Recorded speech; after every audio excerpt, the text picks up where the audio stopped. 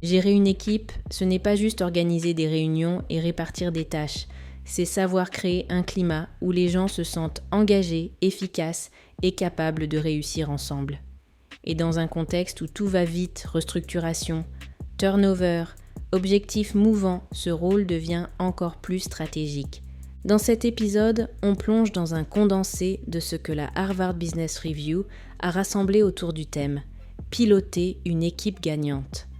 Un guide qui va à l'essentiel, sans blabla, en s'appuyant sur les travaux des meilleurs chercheurs et praticiens en management. On va voir ce qui fait vraiment la différence dans une équipe performante, les pièges classiques des managers, même bien intentionnés, et comment appliquer les bons leviers pour faire progresser ton équipe et toi comme leader. Les clés de ce livre te seront utiles que tu fasses partie d'une équipe ou que tu sois manager. La performance d'une équipe repose d'abord sur la sécurité psychologique. C'est sans doute le point de départ le plus important et pourtant le plus souvent négligé. Selon les travaux d'Amy Edmondson, chercheuse à Harvard, la sécurité psychologique est ce qui distingue une équipe qui fonctionne d'une équipe qui excelle. Mais de quoi s'agit-il exactement ? C'est ce sentiment de pouvoir s'exprimer sans peur, sans crainte de passer pour incompétent si on pose une question, sans peur d'être ridiculisé quand on propose une idée, sans risque de représailles quand on signale un problème. Dans une équipe où ce climat n'existe pas, chacun garde ses idées pour lui, évite les sujets sensibles, se suradapte ou se replie. La collaboration devient superficielle. Et les vrais problèmes ne remontent jamais à temps. Or, ce n'est pas parce que les gens sont calmes ou professionnels qu'il y a de la confiance. Le rôle du manager, ici, est décisif. Il ne peut pas attendre que la sécurité psychologique s'installe toute seule. Il doit la créer, activement. Par l'exemple, par sa posture, par le fait d'ouvrir l'espace pour l'erreur, le doute, et même l'émotion sans jugement. Exemple, un manager qui dit en réunion « Je ne suis pas sûr de la réponse, mais on va creuser ensemble » envoie un signal fort. Il montre que vulnérabilité et autorité ne sont pas incompatibles. La clarté des rôles, des objectifs et des attentes. Une équipe désorganisée, ce n'est pas une équipe molle, c'est une équipe qui manque de repères. Le livre insiste sur ce point souvent mal compris. Le rôle du manager, ce n'est pas de contrôler ou d'occuper tout l'espace. C'est de faire en sorte que chacun sache pourquoi on est là, quels résultats on vise et dans quel délai, qui est responsable de quoi et comment les décisions sont prises. Un collaborateur qui manque de clarté va se crisper, hésiter ou s'épuiser à faire des choses inutiles. Une équipe floue, même pleine de bonne volonté, avance au ralenti. Et dans les périodes de tension, le flou devient un terrain idéal pour les conflits, les non-dits ou les rivalités. Mettre tout le monde dans une posture de clarté, c'est aussi donner des balises mentales. Voici comment on priorise. Voici nos critères de réussite. Voici comment tu peux monter en autonomie.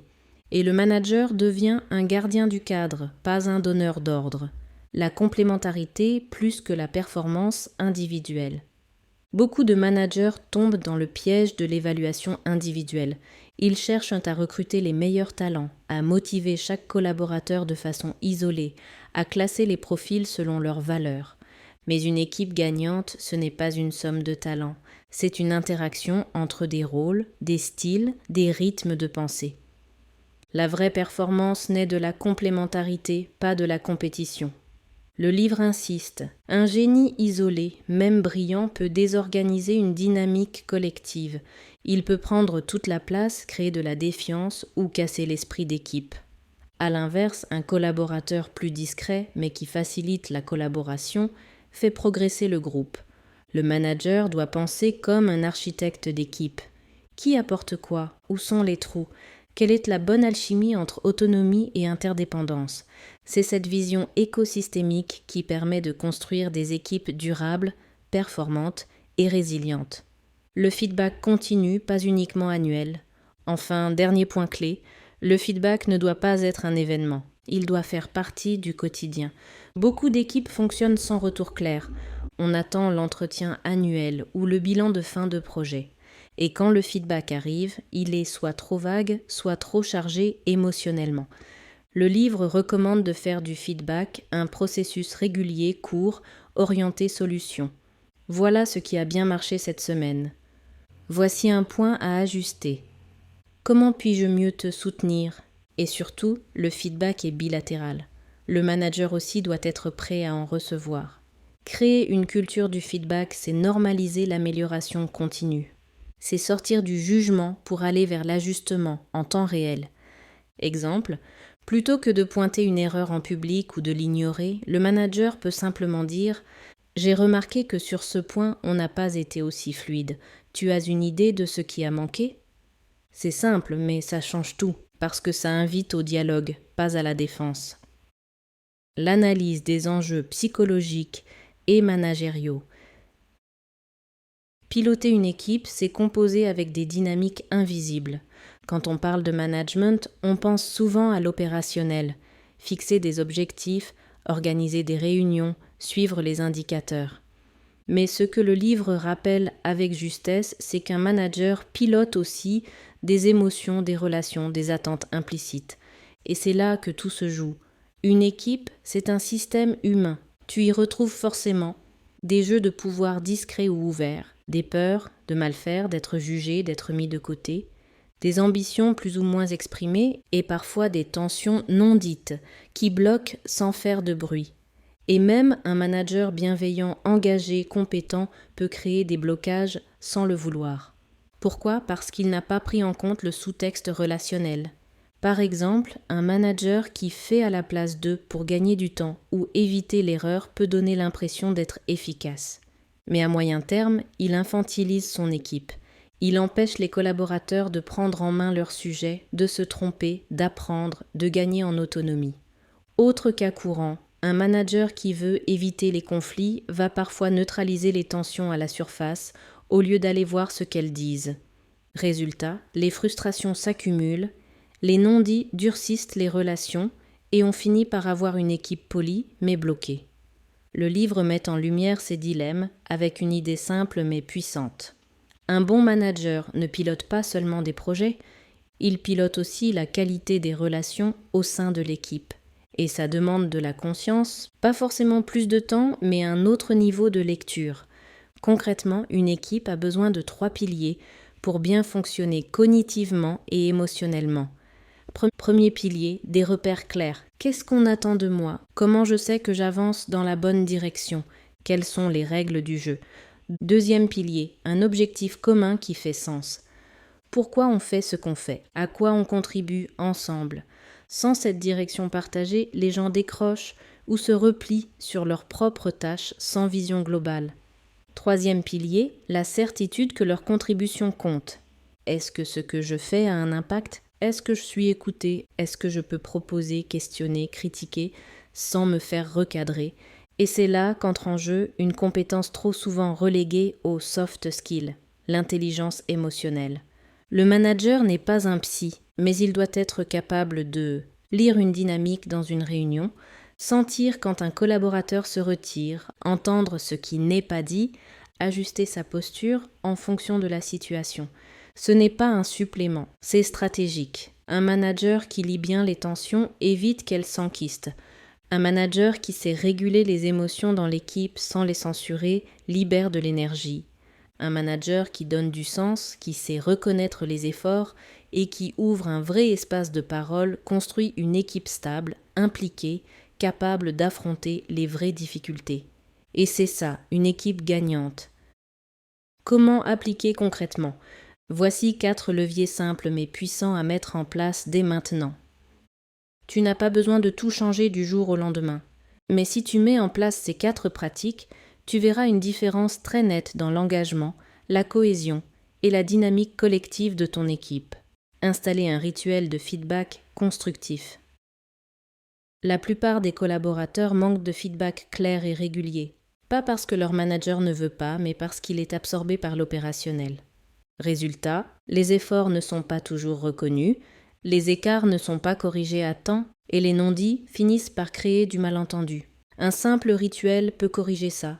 Tous les 15 jours, accorde 20 minutes en tête-à-tête avec chaque membre de ton équipe. Pas besoin de longues réunions. L'idée, c'est un format court, structuré et humain. 3 questions suffisent. Ce que tu as bien fait, reconnaissance sincère, précise, pas un bravo générique. Ce qu'on peut améliorer, sur un ton d'ajustement, pas de reproche. Comment je peux t'aider à progresser? Tu ouvres un espace de collaboration, pas de hiérarchie. Et surtout, tu termines par une question ouverte. Et toi, qu'est-ce que tu voudrais me dire? Tu seras surpris de voir ce qui sort de cette dernière question. C'est souvent là que les vraies préoccupations remontent. C'est aussi là que tu renforces le lien de confiance. Clarifier les objectifs à 3 niveaux. Beaucoup de tensions dans les équipes viennent d'une chose, le flou. Flou sur les priorités, flou sur les responsabilités, flou sur l'utilité du travail. Tu peux apporter de la clarté en travaillant sur 3 niveaux d'objectifs. Objectif d'équipe. Qu'est-ce qu'on vise ensemble? Quels résultats? Dans quel délai? Ils doivent être clairs, mesurables, cohérents avec la réalité du terrain. Objectif individuel. Adapté à chaque rôle, avec des points de repère concrets. Le but, ce n'est pas de suivre les gens, c'est de leur donner une direction. Objectif de sens. Pourquoi on fait ce qu'on fait? En quoi notre travail est utile? À l'interne ou à l'externe? Ce sens ne doit pas être imposé, il se construit. Mais c'est le socle de l'engagement. Un collaborateur qui sait ce qu'on attend de lui, qui comprend à quoi il contribue et qui perçoit du sens dans ce qu'il fait, n'a pas besoin qu'on le booste. Il avance. Co-construire les règles de fonctionnement. Les règles implicites sont souvent les plus sources de tension. Qui décide? À quel moment? Qu'est-ce qu'on attend vraiment d'un livrable? Qu'est-ce qu'on fait quand quelqu'un n'est pas aligné? Au lieu de laisser chacun interpréter à sa façon, prends un temps en équipe pour co-construire vos règles de fonctionnement. Tu ne viens pas avec une liste fermée et tu poses le cadre. On a besoin de clarifier comment on travaille ensemble pour gagner en fluidité. Voilà les points à discuter. Et tu fais participer. Par exemple, comment on décide quand tout le monde n'est pas d'accord? À partir de quand on considère qu'un travail est terminé? Comment on s'exprime quand on n'est pas d'accord? Quels canaux on utilise? Pourquoi? Mail, chat, réunion? Ce travail ne prend pas des semaines, mais il crée de la responsabilité partagée. Et une fois que c'est posé ensemble, il y a beaucoup plus d'adhésion. Tu n'imposes pas des règles, tu fais émerger un cadre commun. Et ça change la dynamique. Observez les signaux faibles. Souvent, une crise dans une équipe ne sort pas de nulle part. Elle était là, en silence, sous forme de tension légère, de retrait, d'irritation passive, de petits signes qu'on a ignorés. Le bon manager, ce n'est pas celui qui évite les tensions. C'est celui qui les repère tôt et qui ouvre un espace pour les réguler sans dramatiser. Quelques exemples. Un collaborateur qui parle de moins en réunion, un autre qui interrompt ou prend toute la place, un changement d'attitude soudain, un rythme de réponse aux messages qui ralentit brutalement, des signes de désengagement discret. Tu ne tires pas de conclusion, tu notes et tu creuses en one-to-one dans un cadre de confiance. Tu poses une question simple. J'ai remarqué que tu sembles un peu plus en retrait depuis quelques jours. Est-ce qu'il y a quelque chose dont tu voudrais parler? Juste ça. Tu n'as pas besoin de solution immédiate, mais tu montres que tu es présent. Et c'est souvent ce qui suffit à relancer un dialogue. Ces 4 leviers, tu peux les activer sans bouleverser ton organisation. Ils sont simples, mais ce sont eux qui transforment une équipe correcte en équipe alignée, engagée et résiliente. Et surtout, ils redéfinissent ton rôle, non pas comme un manager qui dirige, mais comme un pilote de dynamique collective. Conclusion, piloter une équipe gagnante, ce n'est pas avoir toutes les réponses. Ce n'est pas être le plus expert, ni le plus charismatique. Ce n'est pas résoudre tous les problèmes, ni prendre toutes les décisions. C'est autre chose. C'est créer un cadre dans lequel chacun peut s'exprimer sans crainte, contribuer de manière utile et progresser à son propre rythme sans jamais se sentir isolé. C'est poser des repères clairs mais flexibles. C'est écouter les signaux faibles mais ne pas tout porter seul. C'est accepter que l'intelligence collective ne soit pas parfaite, mais qu'elle est plus puissante que la meilleure idée isolée.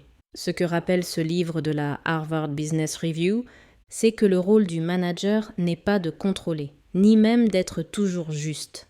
Le rôle du manager, c'est de faire grandir une dynamique, une cohésion, une capacité d'adaptation, faire grandir les personnes dans leur posture, dans leur confiance, dans leurs compétences, Faire grandir les relations aussi, et ça c'est souvent le plus subtil. Et ce rôle-là, il ne dépend pas de ton ancienneté, ni de ton diplôme, ni de ton niveau hiérarchique. Il dépend de ton engagement à faire progresser le collectif, au-delà des égos. Si cet épisode t'a aidé à y voir plus clair, pense à t'abonner.